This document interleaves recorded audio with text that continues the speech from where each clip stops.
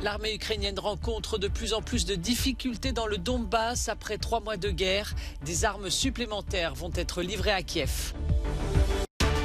À Davos, un appel à augmenter les impôts pour les plus riches. Le nombre de milliardaires et le nombre de ultra-pauvres a grimpé en flèche en 2 ans de Covid.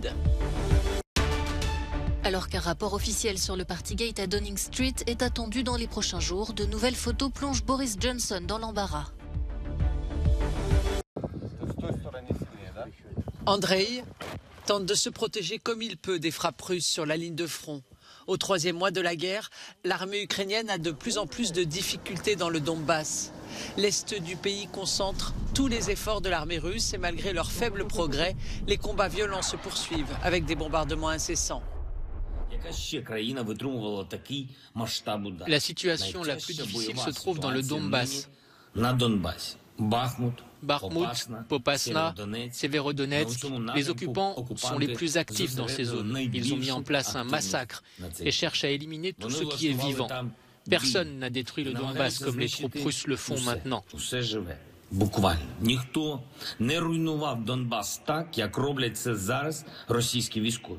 En réponse à l'insistance de l'Ukraine à demander plus d'armes à ses alliés, les États-Unis promettent de donner à l'Ukraine une assistance militaire jusqu'à la fin et annoncent que 20 pays offriront à nouveau des armes, y compris des munitions d'artillerie, des systèmes de défense côtière et des chars.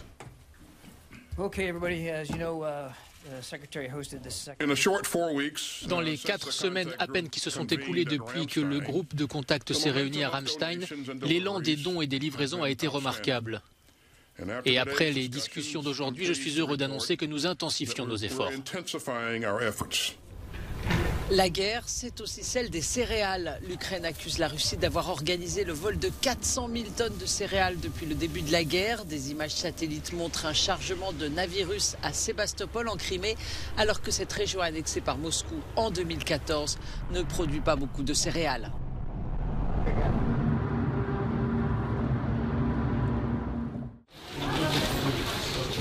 La plupart des étals ont encore les volets baissés, mais le marché de Boutcha a rouvert.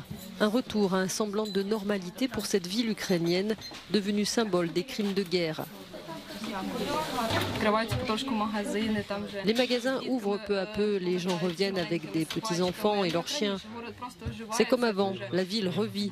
Boutcha, je ne vois qu'ici, mais je pense qu'elle est en train de changer. Les routes sont réparées petit à petit. Tout revient à la vie. Nous sommes vraiment heureux de voir ça. Donc, comme je dis, si l'on ne voit pas les ruines, on peut croire qu'on est guéri.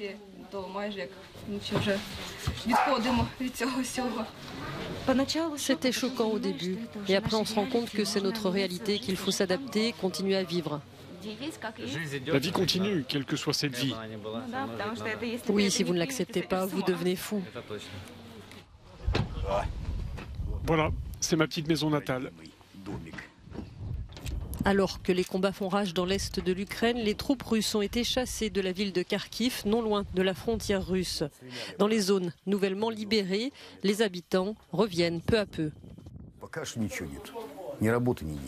Pour l'instant, nous n'avons rien, pas de travail, pas d'argent.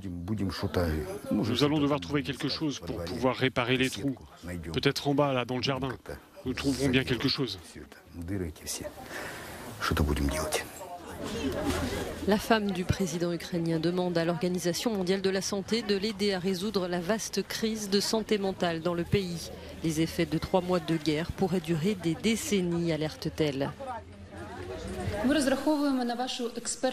Nous comptons sur votre soutien et votre expertise pour construire un service de soins psychologiques vraiment unique et le meilleur au monde. C'est notre ambition et nous voulons le faire rapidement afin qu'en même temps que la victoire dans la guerre, nous gagnions aussi cette victoire sur le chagrin, le choc et le stress de nos citoyens. Borodianka, dans la banlieue de Kiev, a particulièrement souffert. Les destructions sont immenses, tout comme la douleur des mères qui ont perdu leurs enfants.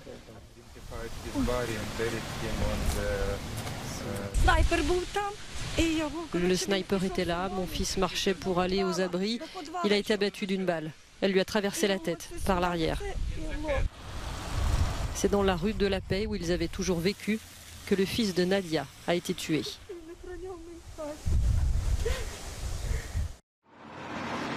La pandémie de Covid-19 a augmenté les inégalités.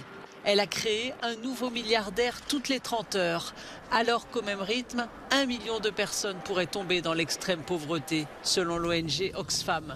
Pour l'organisation caritative, il est temps de taxer les riches pour soutenir les moins fortunés, alors que l'élite mondiale se réunit au Forum économique mondial de Davos, après une absence de 2 ans.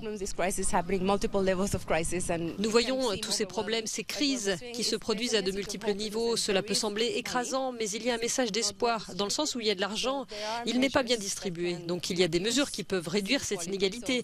L'imposition à des pourcentages faibles, nous parlons de 2% pour les millionnaires, et si nous passons à 5%, cela nous permettrait de réunir suffisamment d'argent pour résoudre ces profonds problèmes sociaux.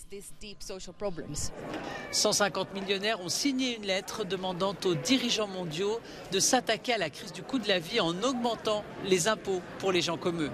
Ils ont manifesté dimanche aux côtés de militants de gauche.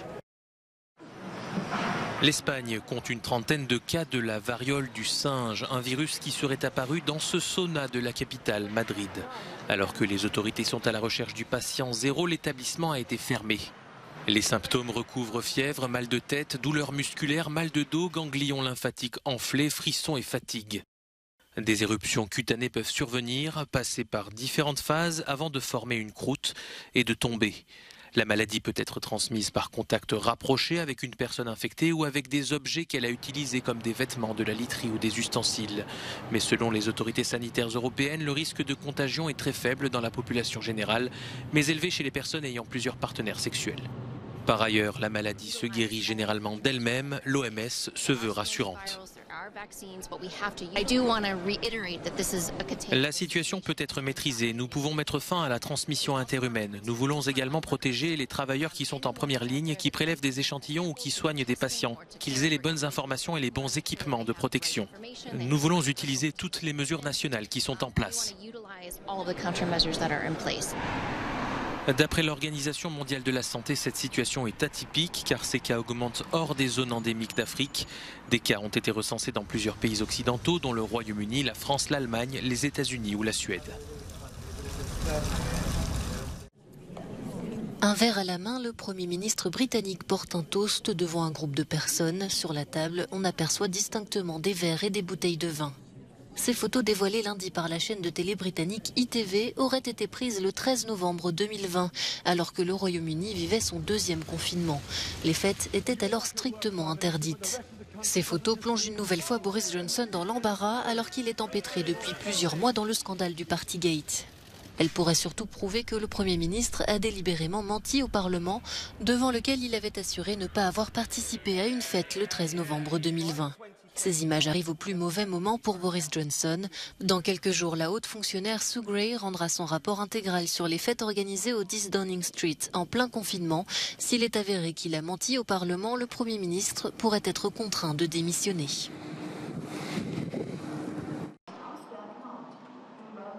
Il sera bientôt possible de se déplacer en Allemagne pour seulement 9 € par mois. L'initiative effective au 1er juin vise à inciter les voyageurs à privilégier les transports en commun.